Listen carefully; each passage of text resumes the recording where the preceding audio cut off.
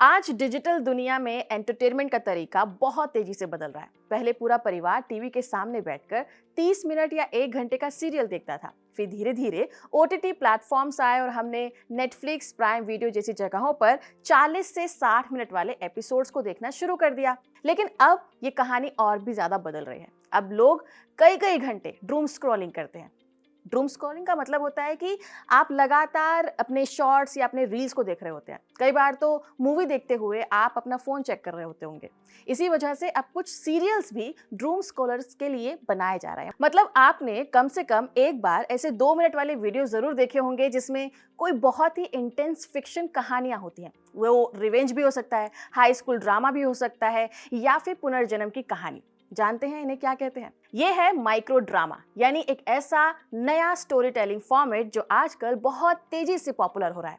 अब लोग लंबी लंबी कहानियां नहीं चाहते, बल्कि ऐसी चीजें पसंद कर रहे हैं जो कि छोटी हो और ज्यादा समय खराब ना करे। लेकिन सवाल ये है कि क्या लोग सच में अब लंबी कहानियां देखना छोड़ देंगे? क्या यही फ्यूचर ऑफ एंटरटेनमेंट है? जवाब पर आने से पहले ये समझ लेते हैं कि आखिर माइक्रो ड्रामा होता क्या है। ये बेसिकली शॉर्ट वीडियो के क्लिप्स होते हैं, लगभग 30 सेकंड से लेकर 2 या 3 मिनट तक। और ये सारे वीडियो वर्टिकल यानी कि मोबाइल फॉर्मेट में बनाए जाते हैं ताकि यूजर उसे आसानी से देख पाए। सेम इंस्टाग्राम रील्स और टिकटॉक जैसे।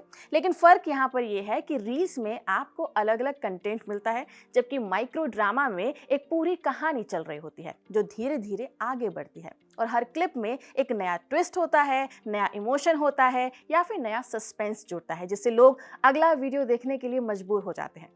यही इस फॉर्मेट की सबसे बड़ी ताकत है, क्योंकि ये लोगों के अटेंशन को पकड़कर उन्हें बार बार स्क्रॉल करने पर मजबूर करवाता है। ये ट्रेंड चीन से शुरू हुआ था, जहां इसे डुआनजू कहा जाता था, और कोविड के समय में ये बूम पर पहुंच गया था क्योंकि लोग घर पर थे, फोन पर सब देख रहे थे।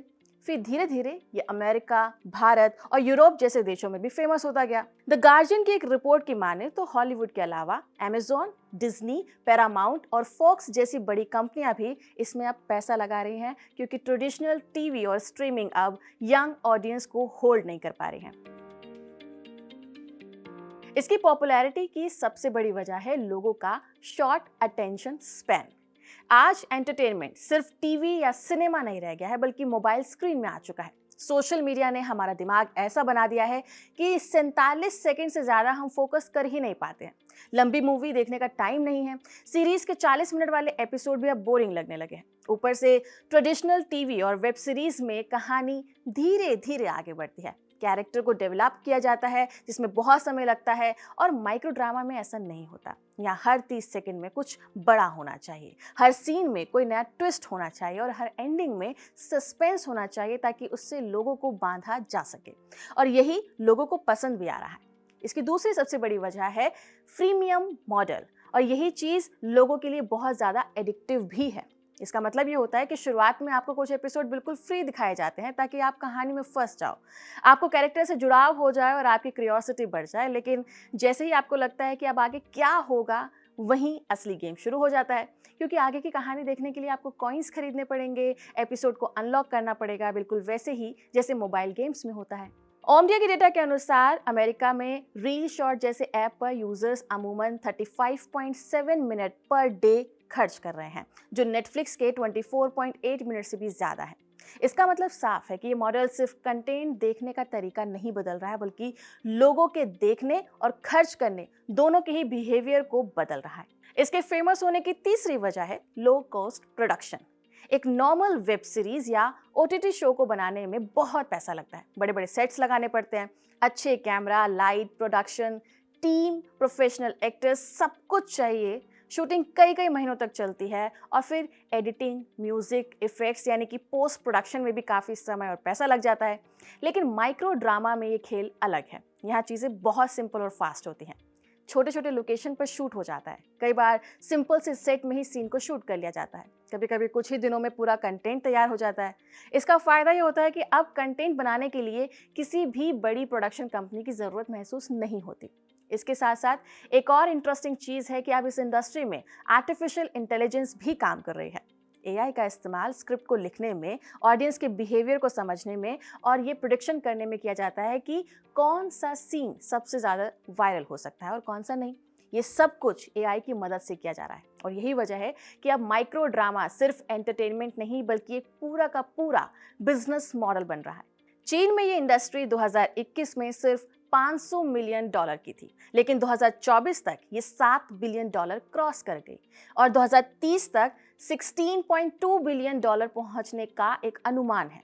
ये नंबर द गार्जियन और टीवी फ्यूचरिस्ट सबस्टैक दोनों में रिपीट हो रहे हैं और ये सिर्फ चीन का नंबर नहीं है। ग्लोबल लेवल पर भी 2025 में माइक्रो ड्रामा मार्केट 7 बिलियन से 15 बिलियन डॉलर तक एस्टिमेट की जा रही है। ओमडीआर रिपोर्ट के मुताबिक जो फरवरी 2026 में आई थी, ग्लोबल रेवेन्यू 2025 में 11 बिलियन पहुंचा हुआ बताया और 2026 तक 14 बिलियन पहुंचने के अनुमान बताए हैं। डेलॉइट्स की माने तो इन apps revenue for micro series 2025 में 3.8 बिलियन थी, जो 2026 तक 7.8 बिलियन हो जाने के अनुमान है और यूएस इसका हाफ मार्केट था, लेकिन अब ये धीरे धीरे एक्सपेंड कर रहा है।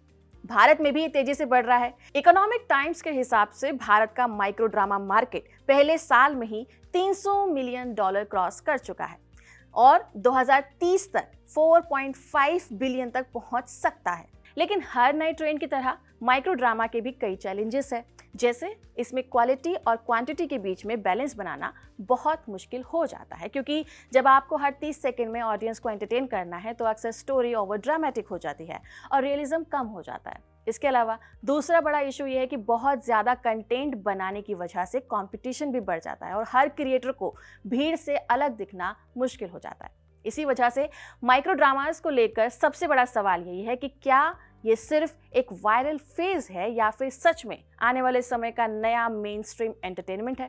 क्योंकि अगर ये सिर्फ अटेंशन और शॉर्ट टर्म क्यूरियोसिटी पर टिका है तो हो सकता है कि कुछ सालों में इसकी चमक कम हो जाए, लेकिन अगर इसमें स्टोरी टेलिंग की depth, better quality, sustainable creativity को जोड़ दिया जाए तो ये पूरे एंटरटेनमेंट इंडस्ट्री का फ्यूचर बदल भी सकता है। फिलहाल इस खबर में इतना ही। आपका इस पर क्या कहना है कमेंट सेक्शन में जरूर बताइएगा। इस वीडियो को रिकॉर्ड किया है तौफिक ने। मैं हूं रिम्पिका, आप बने रहिए खबर गांव के साथ।